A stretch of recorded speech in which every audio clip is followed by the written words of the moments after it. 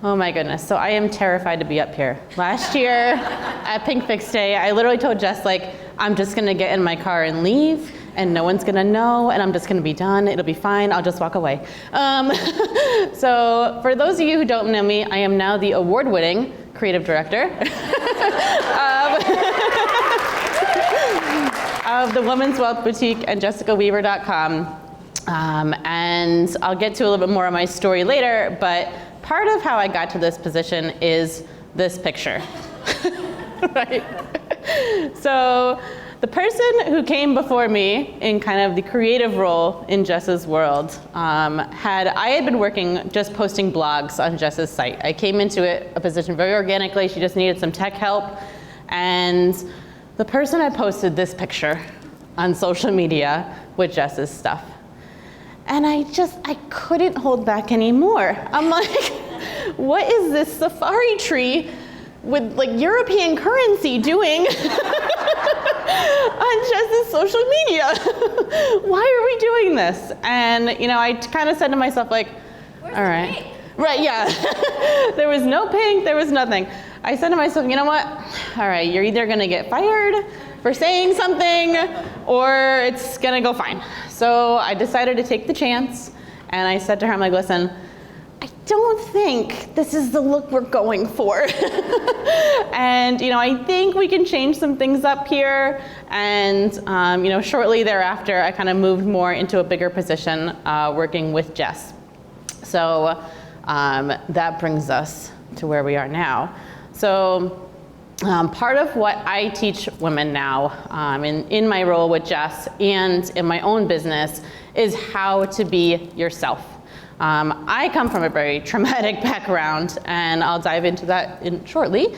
But one of the things that is huge is that you have to understand what your vision of success looks like, right? If you're always trying to please everyone else, you're doing the shoulds and the supposed tos and everything else, right? It's not gonna work. You're gonna burn out. It sucks. I am not a financial person. When Jess and I met with Leslie's team for the first time, I don't know if Leslie noticed this at all, at least she was very kind, but I fell asleep in the meeting. We had been traveling, but I fell asleep in the meeting at the table. And it was a long meeting, and I was staring at Jess like, just don't fall asleep. Don't fall asleep in the meeting. So you have to understand what your vision of success is, right? What does it mean to you to be successful, right? Is it that 6 figures that you're being sold? Is it, multi-6 figures? What is it? Really dive into that. And then understanding your empowered views. What do you stand for, right? What is at the core of you where you are like, I need to talk about this. You need to know about it. I am excited about it. If you spend all of your time, again, going back to those shoulds and supposed tos and the things I'm supposed to talk about as a financial advisor, where is your heart, right? You get this burnout. You're just this shell of a person, and it really sucks. So your life goals, this is your bucket list stuff, right? What are those things you want to be accomplishing? I kind of stand before you now at almost 36, and I'm like, I have been doing things. This is crazy. I am not a college-educated person. I'm halfway divorced because I still need health insurance, so that's cool. But I'm getting there. But those bucket list things, right? What are those things you want to do? Those trips you want to take? Those relationships that are important to you? Really dive in and look at those. Your financial mindset. Obviously, all of you probably have a much better financial mindset than where I was coming from. But I was someone who I babysat my entire life. I then worked at a gas station and was making $10 an hour. And when I started with Jess, she was like, what are you gonna charge? And I'm like, 25 bucks an hour. She was like, okay. I was like, okay, this is great. So you really have to understand, what is your worth, right? What are you trying to achieve with those dollars? And really, understanding too that your worth is also reflected in what your clients are doing. I worked for a long time as a virtual assistant for someone who, if I had been charging more, she could have been charging more. She could have made a bigger impact. Her stuff would have been more accepted, and I would have been more accepted in that role as well. So really look at, kind of the dynamics of those things that are happening.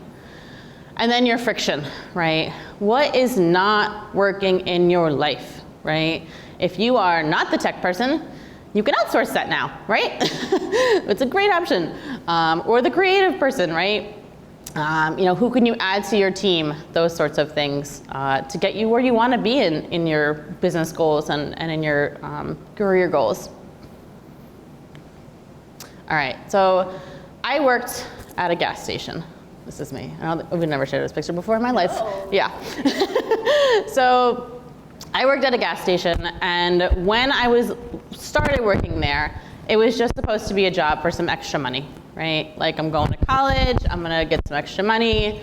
And a few weeks into my college journey, I found myself super depressed because I was doing all those shoulds, right? I'm supposed to go to college. It was in my head. My entire life was my family saying, you have to go to college or you're gonna be like that McDonald's girl, right? It's gonna be a struggle. You're not gonna make it. Good luck.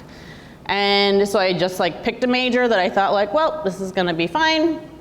And I got to college and was like, this is super, super expensive. I was there on almost a full scholarship still, but it was still expensive. And was just super depressed. I was like, this is terrible. I don't want to disappoint my family. I don't want to disappoint myself. And it was really, really just a big struggle. And I went into work and I said to a male colleague, I'm leaving college. And he said, you're never gonna leave this gas station. I was like, well, great. Why not just kick me some more while we're already down? Couldn't get much worse. But I just kind of knew that was the changing point of things. And before this, I come from a past of sexual abuse, being bullied for being abused, then moving into this gas station role where there was then sexual harassment, right? I'm sure all of you can relate to that as well. And I got married quite young after this. I was only 21 when I got married because you're supposed to do that, right? You're supposed to, if I'm not gonna have a career, I might as well move into getting married. I had a baby shortly thereafter, a couple of years in. And I was doing all the shoulds and supposed tos. And then I hit rock bottom. My daughter was 2.5, almost 3, and we were on a family vacation, and I thought about just ending my life. I was done. And I just said to myself, I just have to go one more day, right? I went one more day. I had a day, we were in Rhode Island, and I just was like, okay, I'm gonna go off by myself, have this day, and I had an amazing, amazing day. Thank God, right? And I got back to our family's beach house, and I said to my husband at the time, I said, if you need to go spend some time to yourself, just refresh, I realized I'm just so touched out, and he said to me, I come on vacation to spend time with my family. It's okay. So I knew that the marriage was over. I think I kind of knew that beforehand. But from that point on, I knew I had to do everything myself. I was gonna grow my business. I was not gonna be working 40 hours a week for people who were, I was making $10,000 a year. And that I knew I needed to grow all of those things that we just talked about, right? All of your self things. And I worked really, really hard. And the opportunities started coming in. Jess and I met through a random friend that I had done some stuff with through another business, and had that opportunity to do that. And so I stand before you now, I want to say 3/4 of the way healed. I only cry in 1/3 of the team meetings now, so it's getting better. But this girl has come a long way, and you can all do this too. And I hope that's really inspiring. Thank you. Thank you.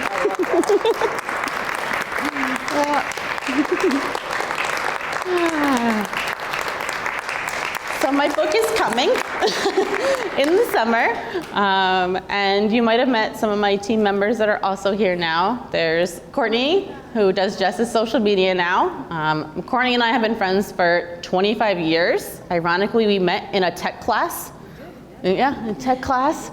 And Carissa is in the back.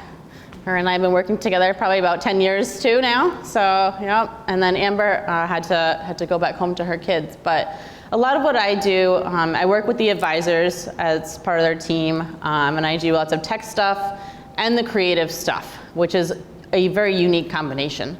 For a long time in my head, I was like, I don't have a specialty, right? Everyone tells you, like, what's your niche? And I'm like, I do everything.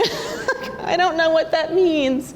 And it turns out the niche is me, right? It's that I do the creative and the tech. I see the vision, I see who you are, and I put it all together, and I make you more you. I pull it out of you. So you can work with me on strategy, and then my team handles everything else. But thank you all so much for having us here, and thank you to Jess for having this amazing event. Yes, and all of it. So, did I hit half an hour? Are we there? 12 minutes. Yeah, so good.